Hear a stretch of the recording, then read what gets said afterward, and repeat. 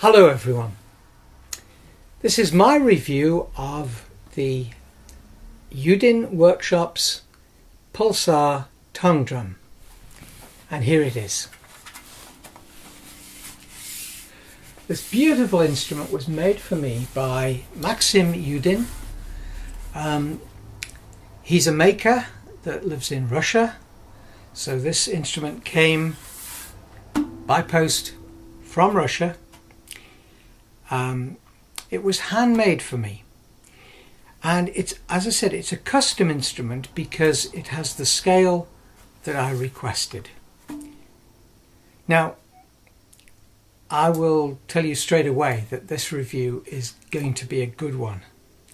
I'm really pleased with this instrument. I'm really pleased with every aspect of it. So the Yudin Workshops. Maksim, who's the owner and the maker, he runs this business where he will make a drum for you. You can choose from one of, I don't know how many there are, but one of many different scales that are common with all kind of tongue drums and hand pans. For instance, the Pygmy, the Amara scale, harmonic minor scale, pentatonic scales, Golden Gate scale, and so on, and many that I've never heard of. I wanted a particular scale, a particular group of tone fields on my instrument, but more about that later. Just some background information. If you go to the website, which is yudinworkshops.com, you can actually try out these scales. There's a digital version of the scale. It's a diagram that actually plays the notes. You can try out the different scales, see which one you like, or you can put in your own scale. Test it out, in other words, before you buy the instrument. It's a fabulous idea. I think there are 34 possible tone fields to choose from, of which you can choose between 8 and 13. I've chosen 13. So if we look here, let's see. We've got the one in the middle, the ding. And of course, it's not the same as with a hand pan. It doesn't have the same sort of dual tone quality that a hand pan ding or central tone field has. It's basically just the lowest note. In my case, it's the note C. So that's the first one. I'll start here. 1, 2, 3, 4, 5, 6, 7, 8, 9, 10, 11, 12, and the ding makes 13. Now that is the maximum that I can choose from. And I can choose any that I wish, any notes I wish. The only stipulation is that you cannot have 3 consecutive tone fields that are a semitone or half a step apart. It's a little bit confusing on the website in the way that it's worded, but these 3 tone fields here, these 3 notes, cannot be, for instance, C, C sharp and D. You can certainly have C and C sharp, for instance, but this note must be something like E or any other note, but not the note D. So any 3 notes that are a semitone or half a step apart won't work. It won't work for a couple of reasons, I think.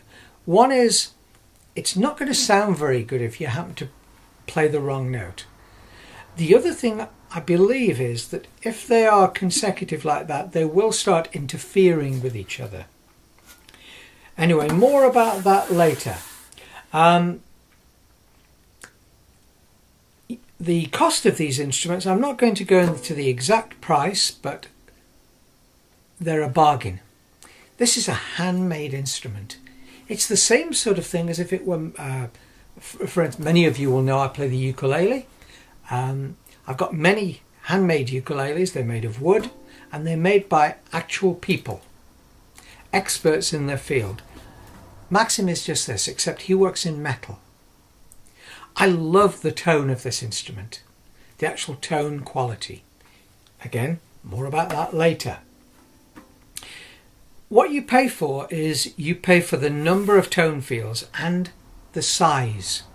So the one in the middle, for instance, is a large one. That is more expensive than one of these smaller ones here. So here's the instrument. We have 13 notes, and it's tuned to the scale of C major. This means if I played a piece of music that was in C major with somebody else, maybe a flute player for instance, it would sound fine. I have all the notes in the key of C major to be able to use. It does a little more than that, as I will demonstrate later, but this is tuned to C major. So this is the note C, E, G, C. This note here is A. So we get a sort of pentatonic sound at this lower end. Choosing a scale is very important. Some people will choose a scale just because they like the sound of it, or the feeling it gives them, or the mood that it evokes. And that's all very well, but if you're able to actually choose more musically, then you can actually get a little more than that. For instance, there are 3 reasons, I believe, for choosing a particular scale of notes. One is because that particular scale evokes a mood. So a minor key scale would evoke a different mood to a major key. Some of the Eastern sounds or the Japanese scales would give you a different mood to something that was more Western sounding. The second reason is you might want to actually play a tune on the instrument. In many handpans you wouldn't be able to play a tune because there just aren't enough notes, or there are some gaps in the scale. For instance, the 7th note of a major scale is often missing because it tends to clash a little bit. So with many of the scales that is missing. Now on this one it isn't. We have it here. So we've got A, B, C. And if you play those two together they sound horrible. But there are occasions when that can actually sound good. So playing a tune is another option. The third thing that people might want to do is to be able to play chords. Now I'm able on this to play all the chords in the key of C.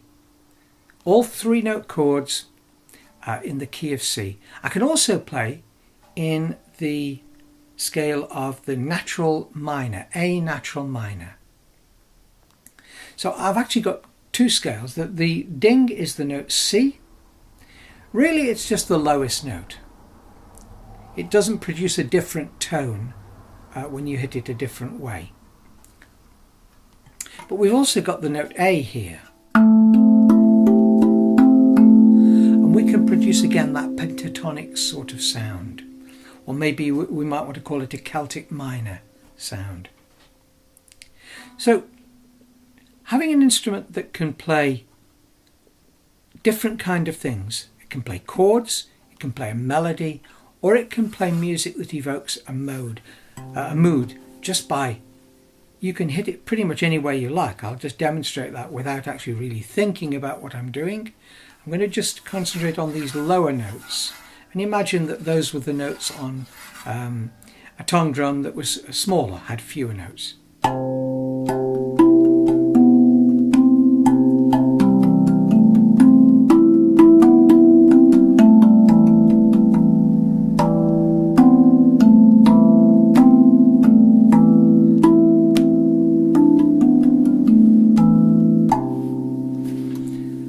You can play pretty much anything you like and it will sound nice. You can play it at any speed, of course. But what else can this do? Let's see. We can play chords. Now, let me just show you what the notes are to begin with. C, E, G, A, and we have a B here, B and C. So there's the two C's, then D, E, F, G, A, B, C at the top. So I have 3 C's, so it spans 2 octaves. So playing the chords, let's see what we can do. We can play a chord of C right down here. I'll play them as separate notes rather than together. C, E, G. Or we can play a first inversion of that chord like this. Sorry. E, G, C. Or a second inversion. So we can play the note C throughout the 2 octaves. We can play it with the C at the top.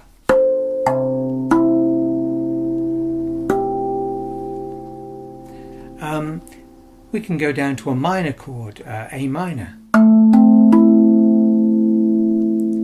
We can play E minor. We can play the chord of F. Now, I don't have an F down here. That's one of the compromises I had to make. But I can play that F there. I can play that C and that A. We can play the chord of G. We can play the chord of A minor I've already demonstrated. We can play a diminished chord of B diminished. So I can play all of the chords in the key of C. I can play most of the chords in the key of G as well. The key of G major, not the scale of G, remember, the key of G. I can play most of the chords in the key of F, because these are all related keys. So to accompany other instruments, this would be great. I chose this scale because I play the ukulele, and the most common key on the ukulele is the key of C. Now, playing a melody. Let's see what we can do. Let's choose something very simple. How about Amazing Grace? So there's our key. We're going to play it in the key of C. Starts on So. So to Do, or the 5th note of the scale to the 1st.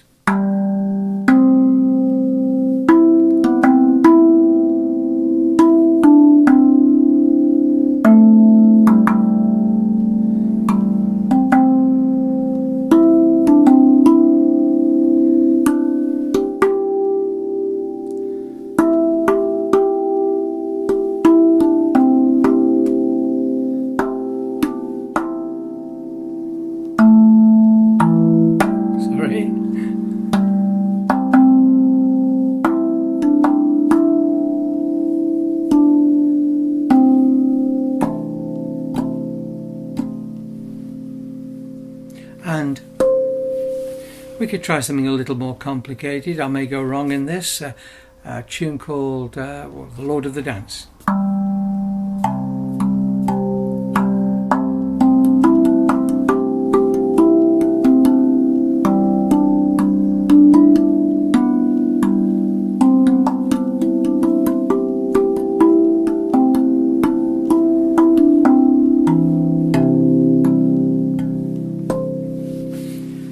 So I chose this scale for a particular reason. I chose it so I could accompany ukulele players. I could accompany myself if I do some recordings that way.